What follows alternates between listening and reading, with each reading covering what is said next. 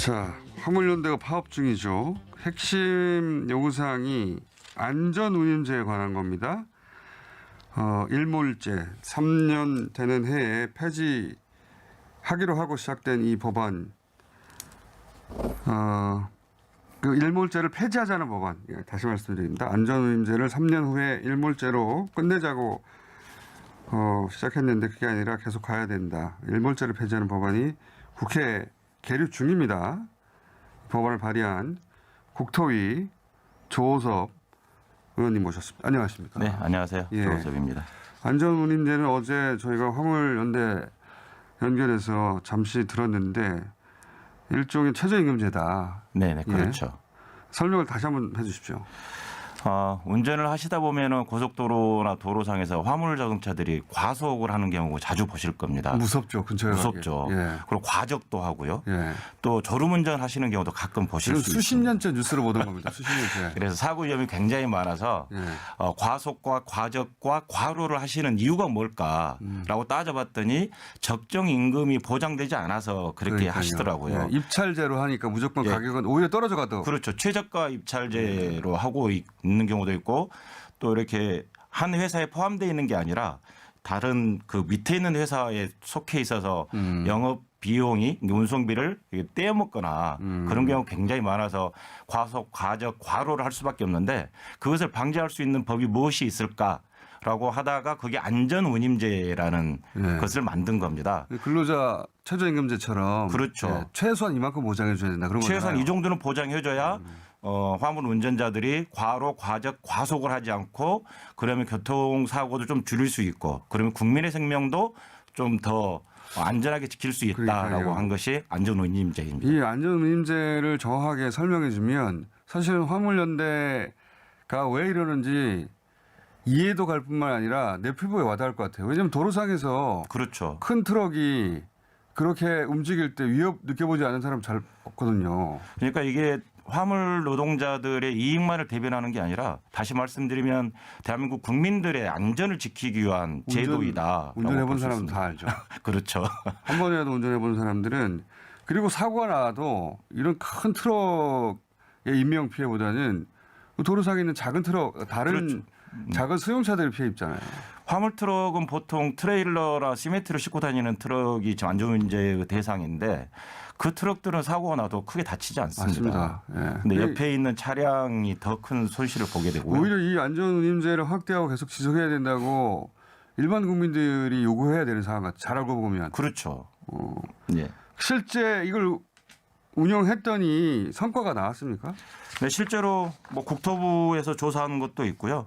그다음에 화물연대 자체적으로 조사한 것도 있는데 교통사고가 감소세로 전환되었다라는 정식 보고서가 있습니다. 있고. 사고 발생 건수가 굉장히 낮은 상태이고요. 그럴 것 같아요. 예. 네. 그리고 화물연대 측에서도 자체 조사한 적이 있는데 뭐 졸음운전은 26%가 감소했다. 그리고 과속은 39%가 감소했다. 등등 덜 일해도 있습니다. 비슷한 금액을 벌면 그렇죠. 안전운임이 보장이 되는 거니까 그렇게 되고 있습니다. 계속 가야 될 것 같은데 근데 초기에 워낙 이제 화주라든가 네. 또는 뭐 운송업자들 입장에서는 한 번에 비용이 증가하니까 3년만 시행하고 예, 그만한 일몰제 게다가 네. 그것도 지금 말씀하신 시멘트하고 컨테이너만 한정적으로 해보자. 네.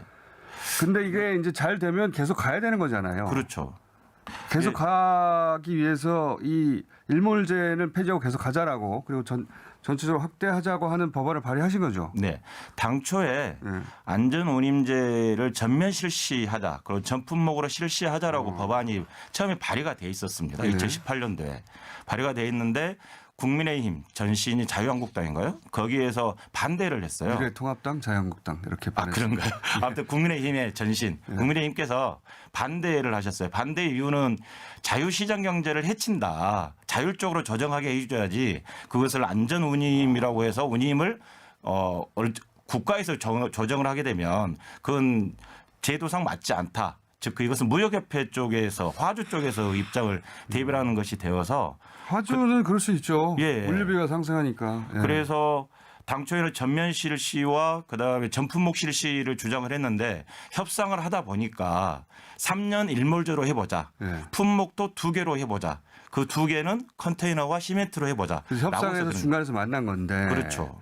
근데 지금 이 폐지 법안을 발의하셨는데도 불구하고 1년 동안 계류만 된 이유가 뭡니까?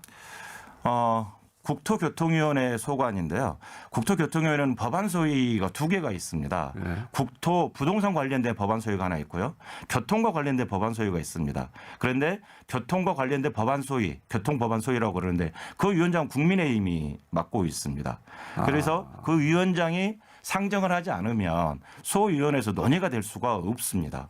그래서 국민의힘 쪽의 입장은 쟁점이 되는 법안이다. 즉 화주와 차주의 이해 충돌이 굉장히 심한 법안이다. 그래서 이것은 뒤로 미루자라고 해서 보류가 되고 있어서 논의가 못 되고 있습니다.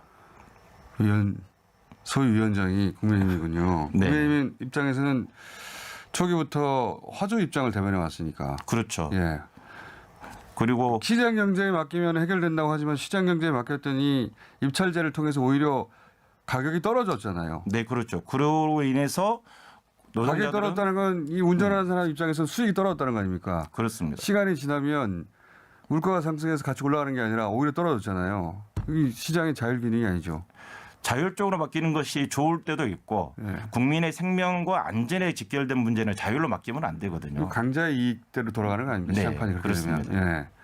더군다나 뭐 강자의 이익도 이익인데 강자의 이익을 지켜주다가 도로상에 있는 일반 시민이 위험해지는 거 아닙니까? 그렇죠.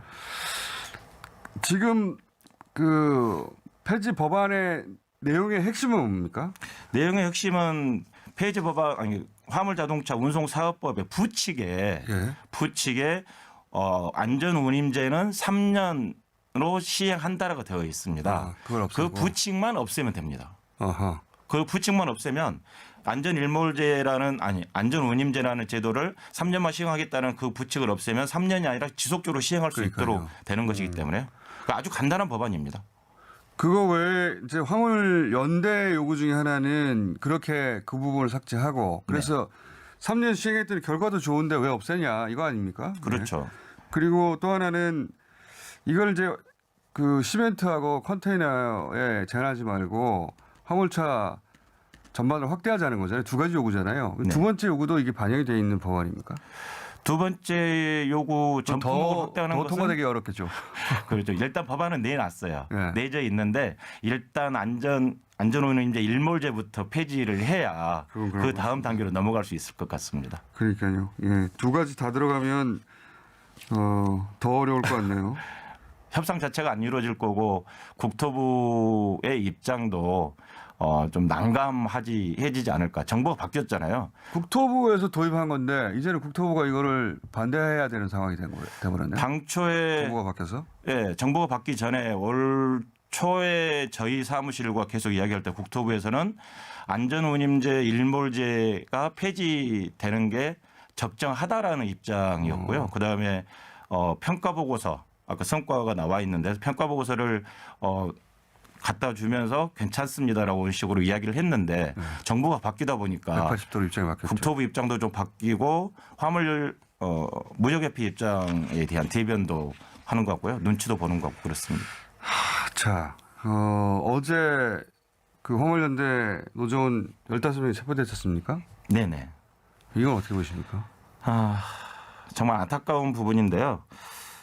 국토부 대응이 정말 좀 이해가 안 됩니다. 화물 자동차를 운전하시는 분들은 특수 형태의 고용 노동자라고 이야기를 네. 하거든요.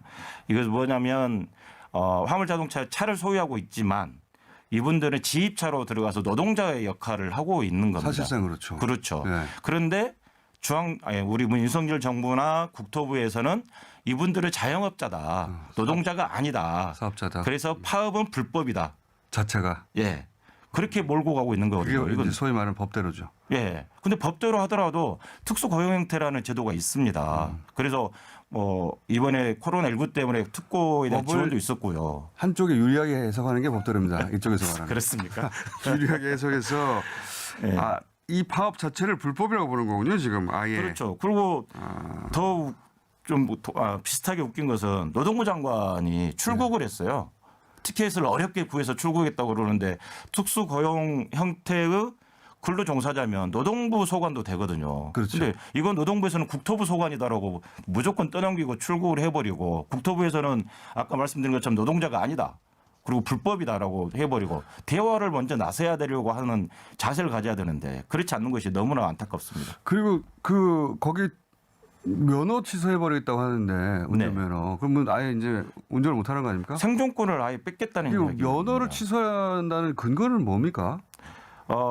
면허를 취소하게 되는 경우는 운송을 해라고 했는데 예. 운송하지 않으니 즉 행정명령을 지키지 않았으니 취소할 수 있다라는 부분입니다. 이게 행정소송 가면 다 뒤집어질 내용 아닌가요? 그거는 그러니까 지금 두 가지 방법이네. 하나는 불법이니까 다 엄단한다, 원천 봉쇄한다 이러는 거고. 네. 또 체포해 버리는 거고. 또 하나는 그래도 계속하면은 운전면허 뺏어버리겠다는. 그러니까 경찰에서는 불법 파업이기 때문에 불법 시위, 불법 파업이기 때문에 체포하는 거고 국토부에서는 행정명령을 내려서 면허를 취소시킬 수 있다라고 겁박을 하고 있는 거죠. 정부가 이 정도면은 이 법안을 통과시킬 가능성은 매우 낮은데. 그럼에도 불구하고 저는 통과에 자신을 합니다. 어떻게요? 오늘 같은 경우도 박원군 우리 직무대행이나 얼주로 의원, 민주당 얼주로 의원에서 화물연대하고